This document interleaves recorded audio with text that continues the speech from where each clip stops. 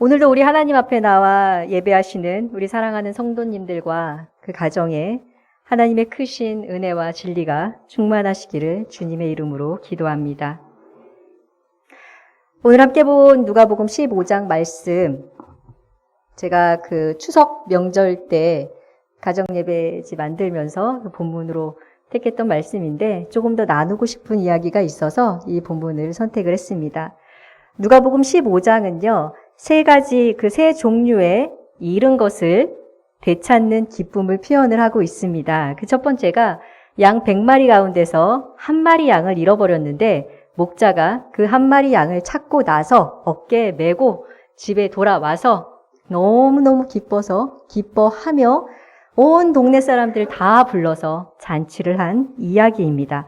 그리고 두 번째는 10드라크마를 가진 여인이 있는데 이 여인이 한 드라크마를 잃어버렸습니다. 온 집안을 다 뒤져서 찾아낼 때까지 찾았습니다. 그리고 그 하나를 찾아서 너무 기쁜 나머지 또 친구들과 이웃을 초청을 해서 잔치를 벌입니다. 그리고 마지막 이야기는요, 집 나간 아들, 죽었는지 살았는지 알지 못하는 그 아들, 잃어버렸다고 생각했던 그 아들이, 그 둘째 아들이 살아온 것이 너무도 기뻐서 우리 아버지가 소고기 파티를 열어서, 네, 소고기 파티 맞습니다. 송아지를 잡았거든요. 다 같이 먹으면서 기뻐하는 이야기가 이렇게 나옵니다. 이 세 가지 비유가 나옵니다. 이 이야기는요, 예수님께서 죄인들을 영접하시고 음식을 같이 먹는 것을 본 바리새인들과 그 서기관들이 수근수근 대는 거예요. 저 사람은 도대체 뭐길래 저런 죄인들과 같이 먹고 저러냐? 이렇게 생각하는 걸 아시고 수군대는 걸 아시고 예수님이 그들을 가르치기 위해서 시작한 말씀이 바로 누가복음 15장 말씀입니다. 예수님께서는 이 누가복음 15장 말씀을 하시면서 이 비유들을 통해서 은혜와 사랑이 넘치시는 하나님 아버지의 마음을 알려주고 싶으셨던 것입니다. 이 세 가지 이야기에 공통점이 있습니다. 뭐냐면 잃은 것을 찾아낼 때까지 절대 포기하지 않으신다는 겁니다. 그리고 그것을 찾은 후에는요, 벗과 이웃과 집안 사람들과 함께 잔치를 벌여서 정말 세상 다 얻은 것 같은 기쁨을 함께 누리고 싶어 한다는 것입니다. 우리는 여기에서 하나님 아버지의 마음을 볼 수 있습니다. 끝까지 우리를 포기하지 않으시는 하나님이십니다. 끝까지 포기하지 않고 되찾기 위해서 찾고 또 찾고 기다리고 또 기다리시는 하나님의 마음을 우리는 볼 수 있습니다. 베드로후서 3장 9절에 이렇게 표현이 되어 있죠. 오직 주께서는 너희를 대하여 오래 참으사 아무도 멸망하지 않고 다 회개하기에 이르기를 원하시느니라. 이게 하나님 아버지의 마음입니다. 공통점은 이렇습니다. 근데 약간 좀 다른 점이 있습니다. 그게 뭐냐면 양이나 드라크마는요, 인격적인 관계가 아닙니다. 그쵸? 인격적인 관계가 아니에요. 그런데 집 나간 아들과는 인격적인 관계로 맺어져 있습니다. 그래서인지 양과 드라크마에 대한 비유의 그 분량보다 이 잃어버린 아들이 돌아온 내용과 형에 대한 이야기는 분량이 훨씬 더 많습니다. 그래서 이 이야기를 통해서 하나님께서는 우리에게 분명히 뭔가를 더 이야기를 하고 싶으시구나.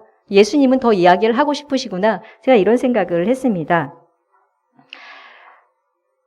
물론 이 세 가지 비유가 전부 다 우리를 비유하는 거예요. 우리를 끝까지 찾아내셔서 우리가 멸망하지 않고 구원을 받기를 원하시는 하나님의 마음인데, 저는 이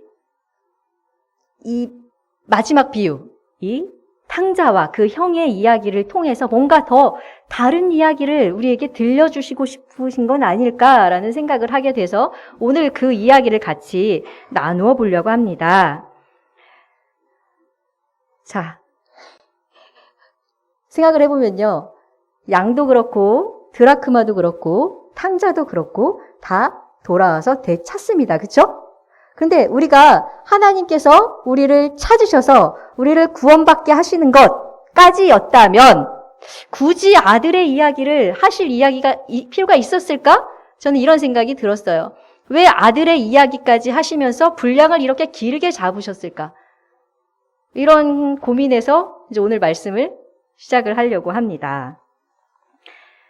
근데 이 말씀을 나누기 전에요. 제가 추석 가정예배지에서 나눴던 말씀을 간략하게 같이 좀 나눠보고 해야 더 이해가 잘 되실 것 같아서 그 아버지의 마음에 초점이 맞춰진 그 이야기를 잠시 상기하면서 다음 이야기를 나눠보도록 하겠습니다. 우리를 향한 아버지, 하나님 아버지의 마음, 그 누가복음 15장 11절에서 24절까지의 말씀은 탕자의 이야기예요. 돌아온 탕자, 그 탕자의 이야기를 통해서 아버지의 마음이 어떤지 좀 간략하게 살펴보려고 합니다. 먼저는요, 20절에 이렇게 되어 있어요. 제가 이게 준비를 안 했기 때문에 그냥 들으시면 돼요. 20절에는요, 아직도 거리가 먼데 아버지가 그를 보고 측은히 여겨 달려와 목을 안고 입을 맞추니 라고 되어 있습니다. 자, 아들의 모습을 얼마나 많이 그리고 또 그려봤으면 정말 먼 데서부터 알아볼 수 있을까요? 이 아들의 모습이 평상시와 달랐을 거예요. 그렇죠? 얼마나 구질구질하고 정말 뭐 씻을 수나 있었겠어요? 집 나갈 때의 모습하고는 완전히 다르잖아요. 그런데도 그 아들이 눈에 띈 겁니다. 저 먼 데 있는 그 아들이. 이건요, 평소에도 아버지께서 아들에게서 시선을 떼지 않으셨다는 거예요. 계속해서 아들을 바라보시고 아들을 향해서 그 눈을 맞추시고 걸음걸이, 그 아들의 특징, 습관 하나하나를 눈에 담아 두셨기 때문에 먼 데서부터 온 아들이 어떤 옷을 입고 어떤 행색을 하고 어떤 거짓골로 와도 아, 내 아들이야. 내 아들 저렇게 걸었어. 아, 저 모습은 내 아들이야. 라고 금세 알아차릴 수 있었던 것입니다. 그렇게 사랑이 가득 담긴 눈으로 아들을 바라보셨기 때문에, 살펴보셨기 때문에 아들을 금방 알아보고 달려나가서, 아들이 집에 오기도 전입니다. 달려나가서 목을 안고 끌어안고 입을 맞추시고 그렇게 하십니다. 이처럼 아버지의 시선은요, 늘 우리를 향해 있습니다, 여러분. 우리가 아직 죄인 되었을 때도 우리에게 시선을 고정시키셨습니다. 그리고 우리를 향해 달려오셨습니다. 예수님이 달려오셨잖아요, 우리에게. 그렇죠? 그리고 달려와서 목을 안고 입을 맞추시고 우리가 죄로 인해서 하나님과 버려놓았던 그 거리를요, 단숨에 확 없애주십니다. 여러분 이제 사랑하는 사람하고 포옹 해보셨잖아요. 틈이 없어요. 그렇죠? 꼭 앉죠? 그렇게 하나님께서 우리에게 달려오셔서 틈을 허락하지 않으시고 꽉 한 몸이 된 것처럼 그렇게 안아주시는 분이 바로 우리 하나님이십니다. 자, 두 번째는요. 아버지는요. 이 본문을 보면요. 우리의 잘못에 관심이 없습니다. 탕자는 이렇게 생각을 해요. 하나님과 아버지께 내가 죄를 지었으니까 아들로 나 염치가 없어. 나 못 살겠어. 아버지 집에 가서 아들이라고 할 수가 없겠어. 그러니까 그냥 품꾼으로라도 살면서 어떻게 해서든 먹고 살아야겠다. 이렇게 생각을 한 겁니다. 그리고 집으로 돌아옵니다. 나는 죄를 지었으니까. 죄를 지었죠. 그렇죠? 죄를 지었으니까 그의 합당한 벌을 받아야 마땅해. 맞아, 나는 벌 받아 마땅해. 라고 생각하면서 세상의 방식으로 아버지를 대합니다. 그리고 아버지의 관계를 그렇게 만들어버립니다, 이 아들은. 그리고 스스로를 정죄했죠. 정죄하면서 자격을 운운합니다. 난 아들이 안 돼. 나는 그냥 품꾼으로 살면서 그냥 거기서 그냥 나오는 거 먹고 살래. 이게 자기는 자격이 없다는 거죠. 자, 어디에도요, 이 둘째 아들의 마음에 아버지는 나를 어떻게 생각하실까? 아버지는 나를 받아주실까? 아버지는 나를 향한 마음은 어떨까? 라는 고민은 1도 없습니다. 그렇죠? 나는 죄인이야. 그러니까 나는 아들이 아니야. 난 그냥 품꾼이야. 이렇게 단정해버려요. 그렇죠? 자기 스스로가 정죄를 해버립니다. 그런데 아버지는요. 정죄하기는커녕 아들의 고백도 귀등으로도 안 되는 것처럼 보입니다. 본문에 의하면요. 아들에게 실망하거나 질책하거나 거리를 두는 모습은 1도 없어요. 그렇죠? 달려와 목을 안고 안아주셨으니까요. 이것에서 끝난 게 아니라 아버지께서는요. 준비된 거예요, 이 옷은. 소유된 가장 깨끗한 옷을, 의의 옷을 입히십니다. 그리고 내 아들이라고 공표하는 반지를, 집안 대대로 내려오는 그 반지를 딱 끼워주십니다. 네, 절대 반지예요. 이 반지를 끼면 난 아들에서 절대로 벗어날 수 없는 거예요. 넌 내 아들이야. 이게 공표합니다. 반지는 모든 사람들이 볼 수 있잖아요? 다 끼고 있으면 내 아들이야. 함부로 하지 마. 내 아들이야. 집 나갔다 돌아왔지만 내 아들이야. 라고 모든 사람이, 집안 사람들이, 하인들이 볼 수 있도록 완전히 딱 무장시켜 주십니다. 그리고 소유와 지위를 나타내는 신발을 딱 신기십니다. 이 신발을 신긴다는 의미는 또 뭐가 있냐면요. 세상과 분리시키는 거예요. 땅과 분리되는 거예요. 세상 사람대로, 세상의 방식대로 살아가는 것이 아니라 이제는 분리돼서 아버지의 집의 법대로, 아버지께서 허락하신 대로 구분돼서 살아간다는 의미를 가지고 있습니다. 이렇게 신발도 쫙 신겨주십니다. 그리고 잔치를 열어서 함께 즐겁게 즐기는 분이 우리 아버지이십니다. 아버지의 소유가 이제 또 이 둘째 아들의 것이 됩니다. 그죠? 네. 그리고 또 다음. 우리 아버지는요, 예수님으로 우리를 되찾으신 분이십니다. 그쵸? 유산을 미리 받았다는 것은요, 아버지를 죽은 자로 취급한 거예요. 내 마음에 아버지는 없으니까 이제 내 마음대로 살겠습니다. 이 의미잖아요. 나 이제 아버지 없이 살아도 됩니다. 아버지 내 마음에 죽었어요, 이제. 아버지를 죽은 자로 취급한 우리 둘째 탕자입니다. 그런데 우리 본문에서는요, 이렇게 표현합니다. 아버지를 죽은 자로 취급했는데 이 아버지가 이렇게 말합니다. 내 아들이 죽었다가 다시 살아났다. 아들이 죽은 자였던 거예요. 결국은 죽었다가 살아났다. 다시 얻었다. 근데 잃었다가 다시 얻었다. 우리가 죽었기 때문에 아버지의 관계가 어긋난 거예요, 여러분. 그렇죠? 그런데 이런 우리를 다시 살리신 분이 하나님 아버지이십니다. 그는 허물과 죄로 죽었던 너희를 살리셨도다 라고 에베소서 2장 1절에서 사도 바울이 고백하고 있습니다. 예수님께서 십자가에서 다 이루신 사건 때문에 그 일 덕분에 우리는 더 이상 하나님의 정죄의 대상이 아니에요, 여러분. 둘째 아들이 나는 정죄받아 마땅해, 나는 스스로 죄인이야, 내가 알아. 이렇게 말을 하지만 아버지께서는 아들을 정죄하지 않으셨어요. 그렇죠? 그 이유가 딱 하나입니다. 예수 그리스도께서 하나님의 정죄를 우리 대신 받으셨기 때문에 그래요. 그래서 우리는 더 이상 하나님의 정죄의 대상이 아니라는 것입니다. 그래서 여기 본문에 나오는 둘째 아들이 죄를 짓고 돌아왔지만 정죄의 대상이 될 수 없었어요. 우리 아버지에게는. 예수님이 계셨기 때문입니다.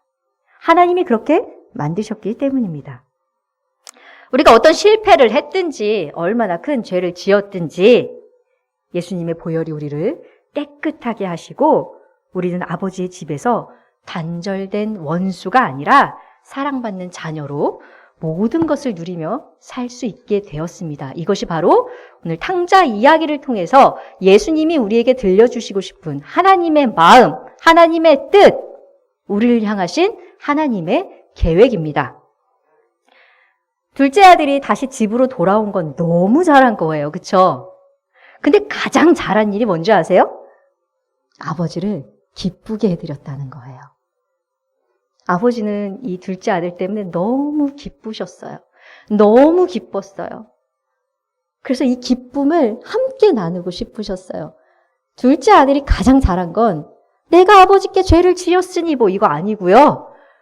아버지를 집으로 돌아와서 아버지를 기쁘게 해드렸다는 것입니다. 둘째는요, 아버지를 죽은 사람으로 취급하면서 아버지와 멀어졌던 만큼 그 대가를 톡톡히 치르고 집으로 돌아옵니다. 그리고 그제서야 아버지가 자신을 얼마나 사랑하시는지 그 마음을 보게 됩니다. 알게 되었습니다. 우리가 이렇게 구원을 받았어요, 여러분. 그렇죠? 이 구원의 기쁨, 아버지께 용납되고 새롭게 된 것, 우리 다 경험하셨잖아요. 그렇죠? 그리고 너무 감사해서 그 감사를 고백하며 여러분 사셨을 것입니다. 그래서 여러분은 모두 하나님을 아버지라 부르는 자녀가 되었습니다. 그리고 이제 주일마다 예배 시간마다 아니면 평상시에도 교회에 나와서요. 예배를 드리고요. 그리고 줌으로 예배를 드리고요. 헌금도 감사함으로 기쁨으로 하십니다. 그렇죠? 그리고 교회 봉사도 정말 감사함과 섬김으로 하십니다. 자, 그런데 여러분,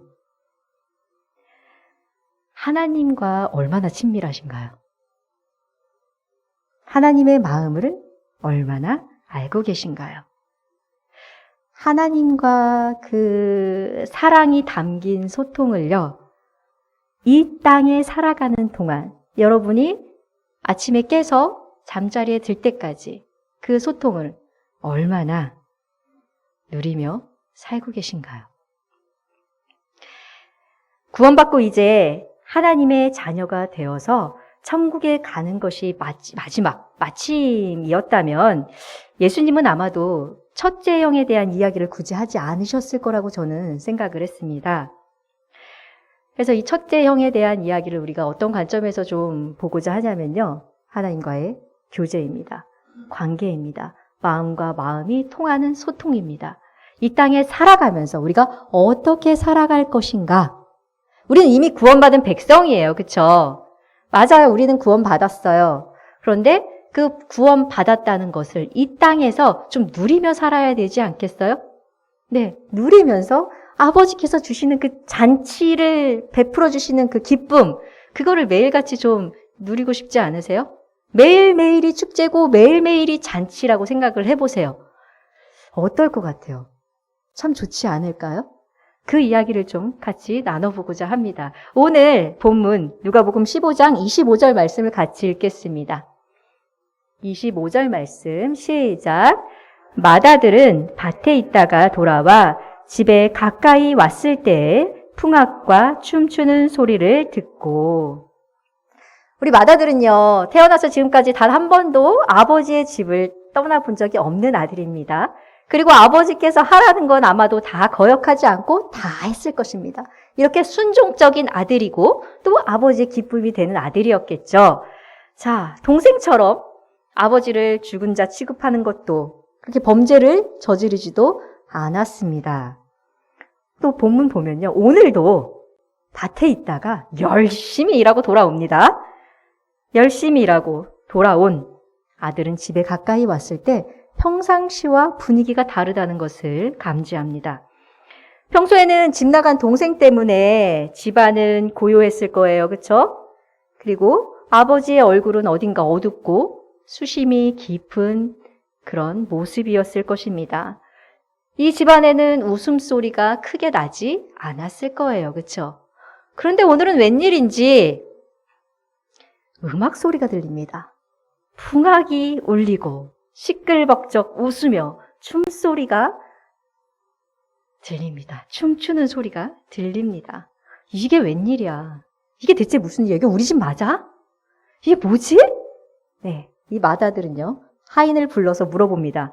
무슨 일이야? 무슨 일이야? 무슨 일이 벌어진 거야? 그러자 하인이 이렇게 말합니다. 동생분이 돌아왔습니다. 집 나갔던 동생이 돌아왔습니다. 그가 무사히 돌아왔다고 주인 어른께서 잔치를 열라 하셔서 소고기 파티를 열고 춤추며 지금 막 신나서 그렇게 즐거워하고 있는 그런 시간입니다. 이렇게 얘기를 했어요. 그런데 28절 같이 보겠습니다. 시작. 그가 노하여 들어가고자 하지 아니하거늘 아버지가 나와서 권한대. 자, 우리 아들의 반응이 어때요? 분해요. 언짢아요. 결국 집에 들어가기가 싫어요. 집에 들어가지 않으려 한 건 아버지한테 화가 났기 때문입니다, 여러분. 그런 아들을 아버지께서 찾아 나서십니다. 내 아들이 분명히 돌아왔는데 왜 집 안으로 들어오지 않지? 그래서 맏아들을 찾으러 나가셔서 아들을 만나십니다. 그렇게 말씀하십니다. 아들아, 들어가서 함께 잔치를 즐기자꾸나. 이렇게 말씀하시는 아버지에게 우리 맏아들 이렇게 이야기합니다. 누가복음 15장 29절 30절 말씀 같이 읽겠습니다. 시작. 아버지께 대답하여 이르되 내가 여러 해 아버지를 섬겨 명을 어김이 없거늘 내게는 염소 새끼라도 주어 나와 내 벗으로 즐기게 하신 일이 없더니 아버지의 살림을 창녀들과 함께 삼켜버린 이 아들이 돌아오매 이를 위하여 살진 송아지를 잡으셨나이다. 마지는 왜 화가 났을까요? 맏아들은요, 대가성, 다시 말하면요, 그 율법적 관계로 아버지와의 관계를 규정하고 있었던 거예요. 그래서 말해요, 이렇게. 아버지 재산을 창녀들과 함께 삼켜버린 저 자식과 나는 다릅니다. 저 자식은 죄인이지만 나는 의인입니다. 이렇게 말하고 싶은 거예요. 나는 달라요. 내가 어떻게 살았는데, 내가 몇 년 동안 아버지 옆에서 아버지가 하라는 대로 하고 아버지를 섬기면서 이렇게 살았는데 어떻게 나한테 이렇게 할 수 있냐? 어떻게 저 죄인인 저 자식을 용서할 수 있냐? 지금 이렇게 화가 난 거예요. 우리 마지가요. 그쵸? 그래서 대뜸 아버지를 비난하면서 아버지를 확 왜곡해버립니다. 이렇게요. 나한테는 염소 새끼 한 마리도 안 잡아줬으면서 저 범죄한 저 자식한테는 살찐 송아지를, 소고기 파티가 웬 말입니까? 어떻게 그럴 수 있냐고. 나한테 염소 새끼도 안 잡아주셨겠습니까, 아버지가? 하인들도 풍족히 먹고 누리는 그 집안에서 이랬겠습니까? 아버지에 대한 시선이 확 왜곡이 돼버려요. 맏아들이 진짜 화가 났던 이유는요, 동생을 용서하고, 이것도 화가 났어요. 근데 진짜 화가 났던 이유. 이게 뭐냐면요, 내 뜻대로 움직여주지 않는 아버지. 그게 너무 싫었던 거예요. 이제 마지에게는요, 아버지는 몰인정하고 잔인하고 이런 아버지가 됩니다. 지금까지 같이 살았어요, 둘째 아들은요. 그쵸? 아버지를 떠나본 적이 없어요. 그런데 어떤 한 사건을 기점으로 아버지가 몰인정하고 잔인한 아버지가 돼버리는 거예요, 자기한테.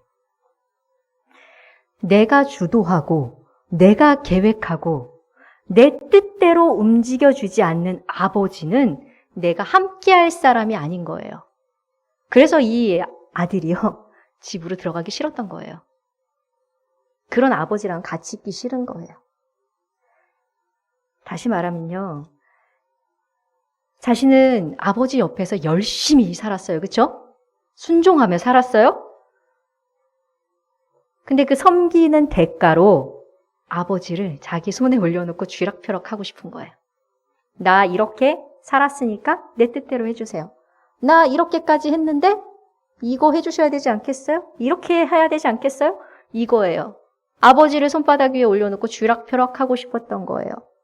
이 맏아들은 아버지와 함께 살면서 아버지의 것을 함께 즐거워하며 기뻐하는 모습이 아니라 내 열심으로 아버지를 움직여 보려고 했던 거예요. 그런데 아버지가 자기 뜻대로 움직여 주셨나요? 아니에요. 그러지 않았어요. 이 아들의 뜻대로라면요, 아버지는 둘째 아들, 이 탕자를 그냥 집에 들어오기도 전에 가서 하인들을 보내가지고 쫓아버려야 되는 거예요. 다시는 내 집에 오지 마라. 너는 내가 호적에서 파버릴 거야. 이렇게 하고 이 맏아들한테만 우쭈쭈쭈쭈 하면서, 야, 네가 나를 위해서 이렇게 살았으니까 내 거 다 넣어줄게. 나는 너만 있으면 돼. 라고 하기를 바랬던 것입니다. 어떠세요? 무섭지 않나요? 네. 저는 되게 무서웠어요. 왜냐하면 내 모습이 보였거든요. 하나님을 이렇게 하고 싶었던 나의 욕망, 나의 불신앙, 나의 그런 거, 죄악.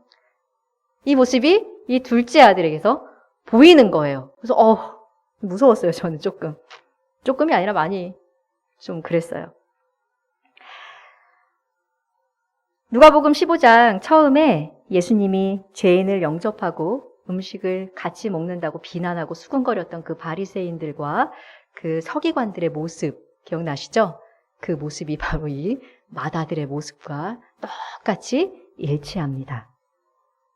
그리고 출애굽하고 광야에서 하나님께 불평하던 이스라엘 백성들의 모습도 똑같이 겹쳐집니다. 애굽에 있었을 때에는 고기가 막 옆에서 살았고 떡을 배불리 먹었는데 우리를 거기서 끄집어내서 광야에서 다 죽여버리려고 한다. 이러고 불평하잖아요. 하나님을 왜곡시켜버려요. 하나님이 내 뜻대로 움직여주지 않으면 하나님을 왜곡시켜버립니다, 여러분. 그게 이 맏아들이 지은 죄입니다.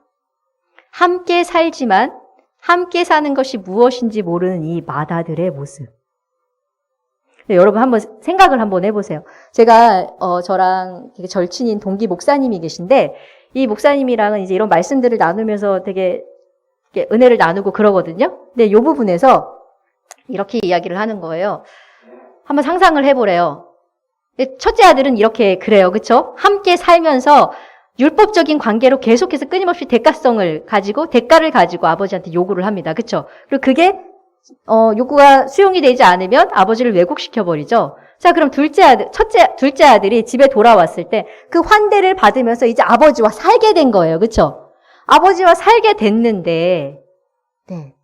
이 아들이 살게 됐는데, 아들이라고 반지까지 끼워주시고 신발도 신기고 다 하셨는데 아침이 됐어요. 저녁 때 이제 막 잔치를 다 했으니까 아침이 됐어요. 근데 아버지가 와, 이제 내 아들 어디 갔어? 나 내 아들 다시 보고 싶어. 얼굴도 만져보고 싶고 다시 뽀옹하고 싶고 입 맞추고 싶고 그동안 어떻게 살았는지 나누고 싶어. 그리고 내가 얼마나 이 아들을 사랑하는지 나 또 얘기하고 싶어. 이렇게 하시는데 아들을 찾아도 없어요. 아들이 이른 새벽부터 나가서 밭에서 일하고 있는 거예요. 일하고 있어요. 나는 여전히 아버지의 아들이라 일컬음을 받을 자격이 없습니다. 나는 품꾼처럼 일하면서 여기에 붙어 있겠습니다. 여러분 이랬다면 하나님 아버지의 마음이 어떠셨을까요? 아버지의 마음을 전혀 알지 못하는 첫째 아들과 둘째 아들입니다. 그렇죠? 똑같아요. 만약에 둘째 아들이 돌아와서 그랬다면 똑같은 상황이 이루어지겠죠. 그렇죠? 일어나겠죠? 저는 이 말씀을 그 목사님이 이런 얘기를 했었거든요. 들으면서 우리가 하나님께 구원을 받고 하나님의 자녀로 살아가고 있지만 이렇게 첫째 아들처럼 맏이처럼 이러고 있는 건 아닌가? 라는 생각을 하게 됐어요. 이런 거 아닌가? 누리지 못하고 살지는 않는가? 하나님께서 베풀어 주신 이 잔치, 새 옷을, 의의 옷을 입혀주시고 하나님의 아들이라 자녀라 인쳐주셨죠. 그렇죠? 부활로 인쳐주시고 또 신발을 신겨주셔서 이 세상과 구별되게 살아갈 수 있도록 해주셨는데 이 땅을 살아가면서 아침에 눈 떠서 밤에 잘 때까지 열심히 일하면서 사는데 여기서 과연 하나님과 함께하는 즐거움을 내가 누리고 있는가? 저는 이게 예수님께서 아들의 이야기, 첫째 아들의 이야기를 우리에게 들려주신 이유가 아닐까 그렇게 생각을 합니다.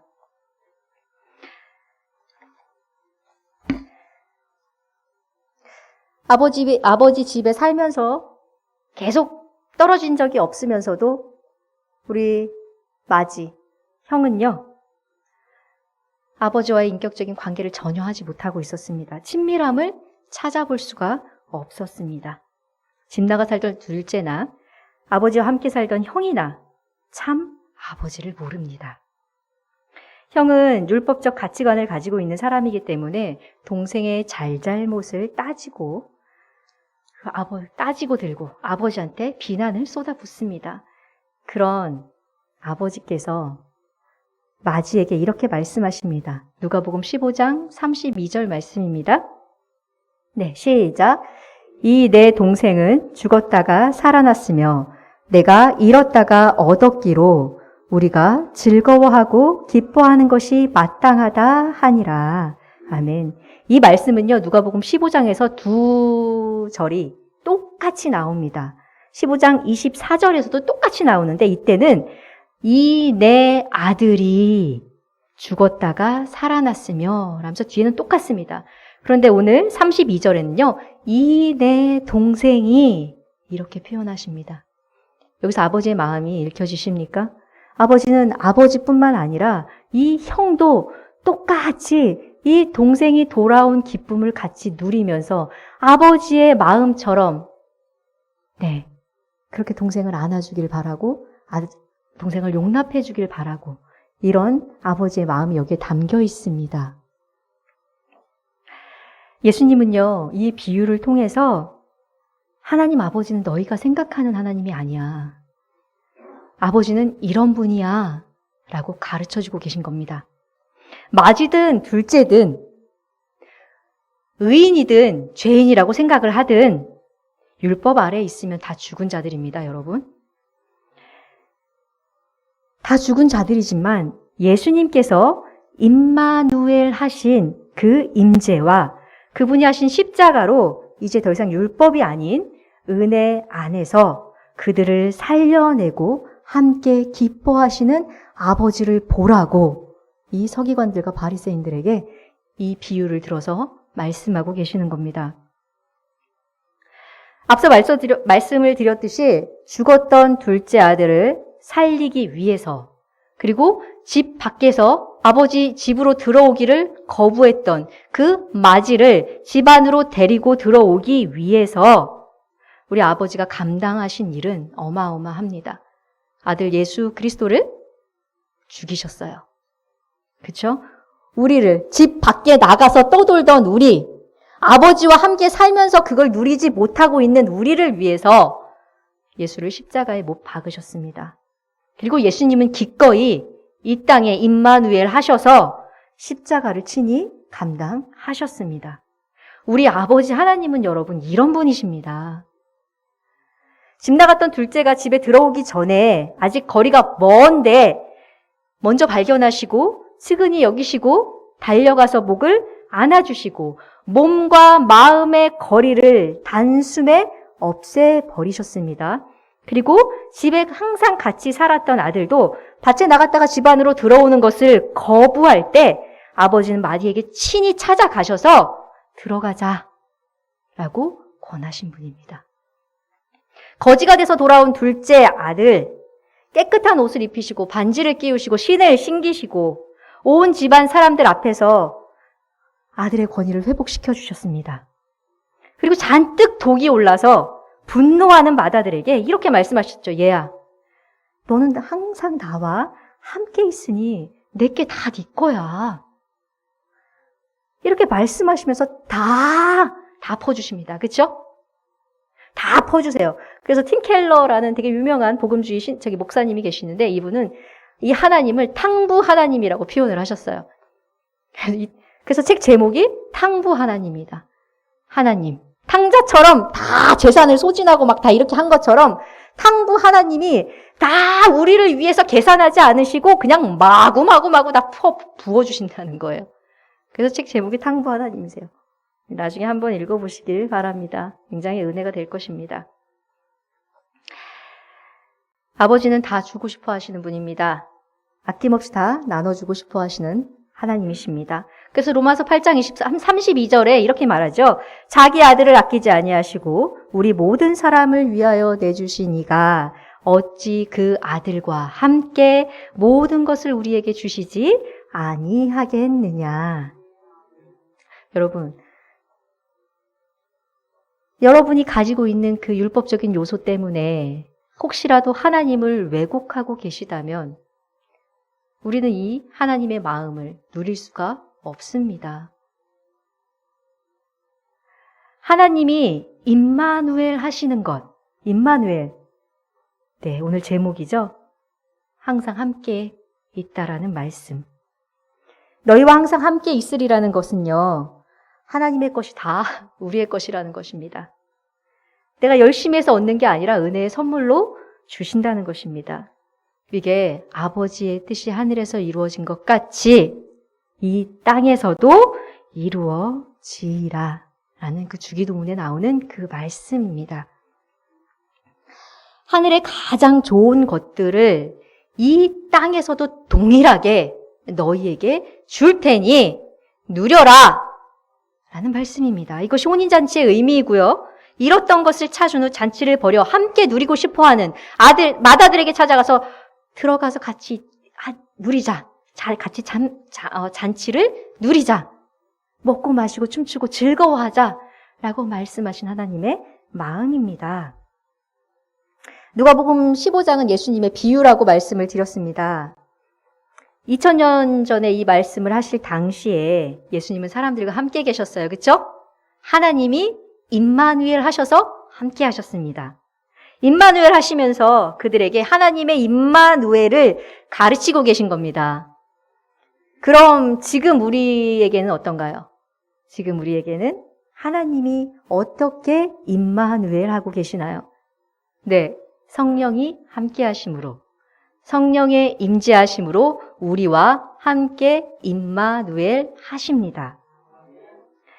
성령님은 장소와 시간 이런 것들에 구속, 제재 받지 않습니다. 그렇죠? 그것을 초월하십니다. 그래서 내가 어디에 있든지 하나님은 나와 함께 하십니다. 네, 지금 여러분과 함께 하십니다. 임마누엘, 임재, 은혜, 사랑, 믿음 이런 기독교 용어들이 있죠. 이 용어들은요, 여러분 관계적인 용어입니다. 관계를 빼고는 절대로 쓸 수 없는 단어들입니다. 모두 은혜의 언약 안에서 이 관계적인 용어로 쓰입니다. 하나님이 임마누엘 한다는 것은 어떤 의미일까요? 이건요, 오늘 말씀을 통해서 볼 수 있는데 너와 절대 떨어져 살 수 없다는 강력한 하나님의 의지입니다. 그리고 조금의 단절도 나는 용납할 수 없다는, 조금의 단절도 용납할 수 없고 나는 너와 더불어 먹고 너와 더불어 살고 너와 더불어 함께 할 거야 라는 하나님의 강력한 의지입니다, 여러분. 그래서 그 무엇도 하나님의 사랑에서 끊어낼 수 있는 게 없습니다. 그게 로마서 8장 제일 마지막에 나오죠. 절대로 끊어낼 수 없습니다. 우리 주 예수 그리스도 안에 있는 하나님의 사랑에서 우리를 결코 끊어낼 것이 없다고 로마서 8장에 아예 콱 기록되어 있습니다.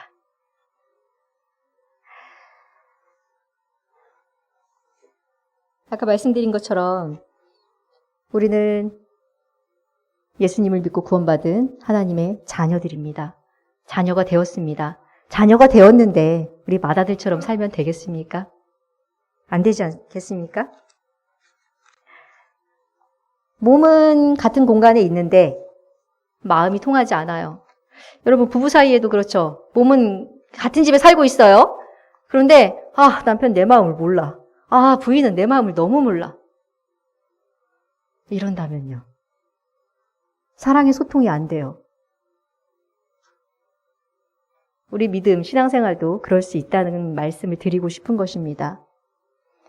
이렇게 예배 나와서 하나님을 찬양하고 예배를 드리지만 여러분 여기서 딱 끝내고 집으로 돌아가셔서 하나님과 전혀 관계가 없는 것처럼 사신다면 마지처럼 사시게 되는 겁니다.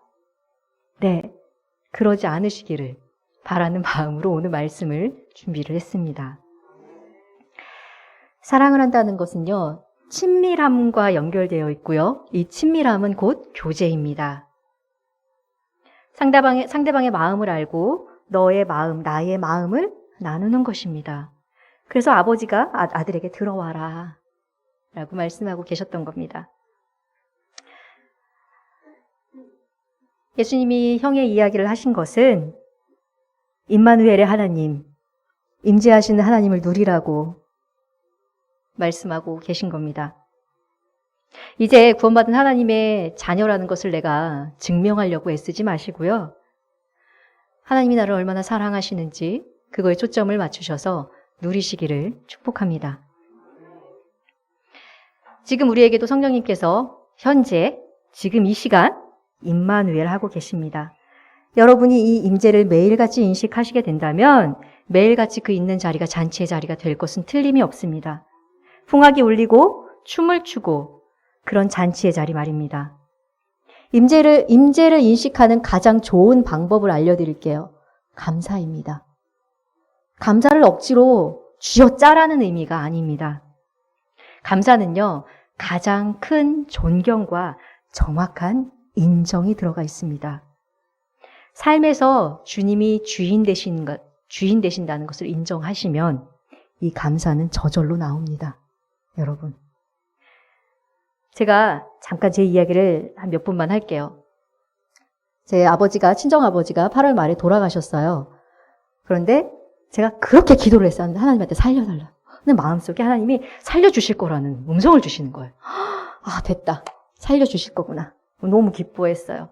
그래서 담임 목사님의 그 허락을 받아서 2주 동안 제가 아버지 침대 옆에서 먹고 자고 아빠랑 예수 그리스도 얘기를 계속하면서 2주를 그렇게 보냈습니다. 근데 그러고 2주 후에 돌아가셨어요. 그럼 내 마음에 들려주신 건 뭐지? 왜 나는 이렇게 기도했는데, 난 간절하게 기도했고 살려주시겠다는 나는 마음의 확신도 들었고 너무 기뻐했는데 왜 아버지는 돌아가셨지?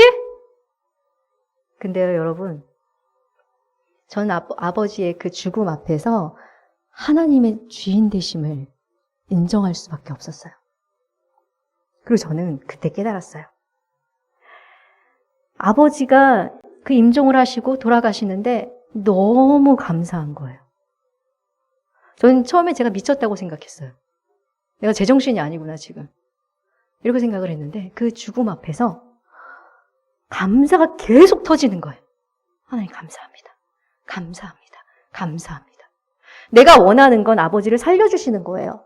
육신적으로 살려주시는 거예요. 근데 육신적으로는 살려주시지 않았어요. 그래서 데려가셨어요. 근데 왜 나는 계속해서 끊임없이 감사를 하고 있냐고.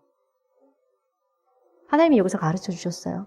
믿는 사람들에게는요, 삶과 죽음이 동일하다는 거예요. 네.